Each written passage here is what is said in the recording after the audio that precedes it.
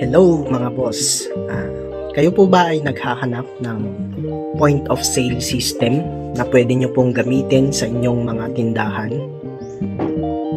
Bali mga boss, good news po ito sa inyong lahat kasi itong papakita kong mobile apps na Smart POS is libre po siya. Wala po siyang bayad. Mga boss, ang nakikita nyo po is yung dashboard po ng Smart POS natin. Kita nyo dyan yung today's sale, today's unpaid credit, total unpaid credits, total revenue, total products, low stock items, then yung out of stock items. Yan mga boss. Dito po sa baba niya, may mga quick actions po siya, which is yung new sale, kung magbebenta ka po ng product mo, categories, dyan ka po mag-a-add ng mga categories, add product, yan po, dyan ka po mag-add ng mga products mo, and then yung scan barcode. Yan, ano po yung unang gagawin natin pag gagamitin natin itong Smart POS mobile apps natin? Offline po pala itong Smart POS na to. Hindi mo kailangan ng internet. Pwede mo siyang gamitin offline. Yan. So, ano nga po ba yung unang gagawin natin pag gagamitin natin tong Smart POS? Yung first po na gagamitin natin is mag-add po tayo ng categories. Bali, itap lang po natin yung categories. Yan. Add category. Lagay lang po natin yung category ng product natin. For example is bath soap. Yan, bath soap. Dito naman po sa description, optional lang po siya. Pwede nyo pong lagyan, pwede pong hindi. Yan. Tapos, itap lang po natin itong create category. Yan, so nakapag-add na po tayo ng categories. Ang sunod naman po na gagawin natin is mag-add po tayo ng product. Yan, itap ko lang po yung add product. Yan. Tapos, itap po natin itong add first product or itong plus sign dito sa baba. Yung button dito sa baba na may plus sign. Yan. Tapos, i-fill up po natin itong form na ito. Bali, lagay ko po yung photo ng product na ilalagay ko. Yan. Then, yung product name, lagay ko lang po yung product name niya.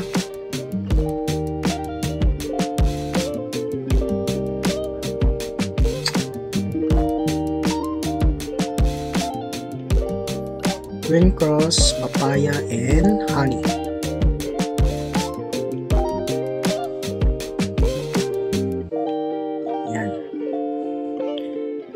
And then, iselect ko lang po kung ano yung category niya, which is yung bath soap na nilagay ko. Yan, optional lang po yung description, and then yung cost price po ng product natin. Kung magkano mo po siya binili. For example, binili mo siya ng 40 pesos at ibebenta mo naman siya ng 50 pesos. So, may 10 pesos ka pong profit. Profit margin niya is 25%. Yan. Tapos yung stock quantity. Ilan po yung binili mo na products. For example is 50. Yan. Tapos dito naman po sa barcode, pwede nating ilagay manually yung barcode or pwede naman po nating itap itong barcode icon dito sa right side portion niya. Itap mo po yan and then i-scan mo po yung barcode ng product. Yan. So, kung mapapansin nyo, in-scan ko po yung barcode. Yan. Lumabas na po agad yung barcode niya. And then, itap ko lang po yung add product. Yan. So, successful po yung pag-add natin ng product. Yan. Tap ko lang po yung back. Paano naman po tayo magbenta ng product? Yan. Halimbawa po, may customer kayo. Magbebenta po kayo ng product nyo at may bibili ng bath soap. Halimbawa, yung nilagay natin na Green Cross, Papaya, and Honey. Yan, itap lang po natin itong new sale. Pwede pong itong new sale dito sa quick actions or pwede din naman po yung sales dito sa mga icons dito sa pinakababa. Yan, tap lang po natin yan. And then new sale. Tap po natin yung new sale button. Yan. Pwede po nating itap yung product directly. Or kung wala po dyan kasi madami na kayong product na nailagay, pwede nyo po siyang i-scan.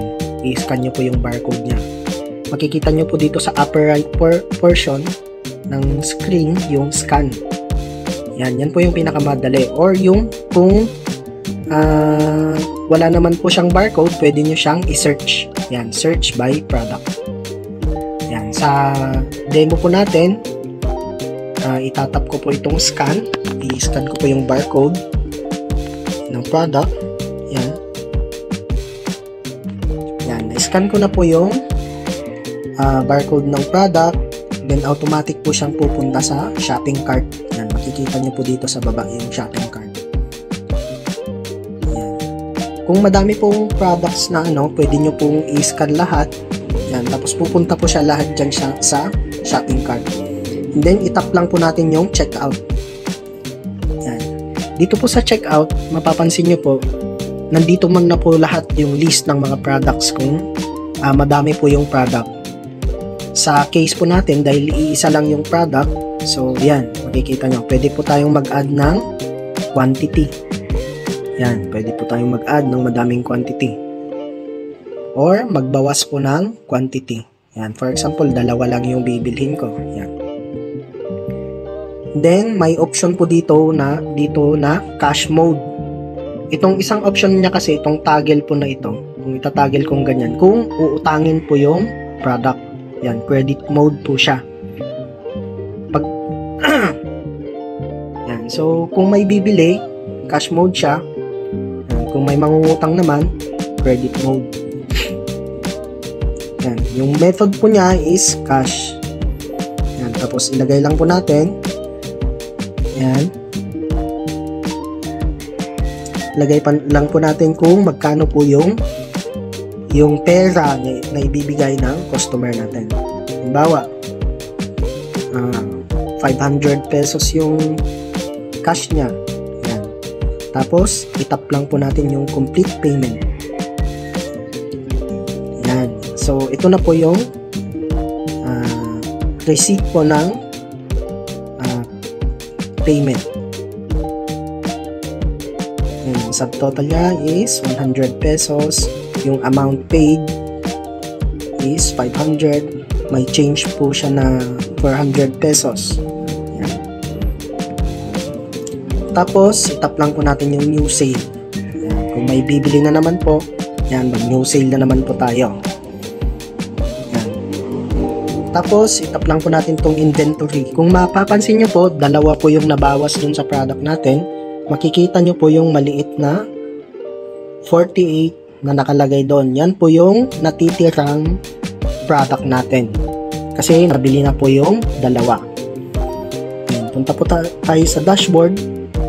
Yan, today's sales.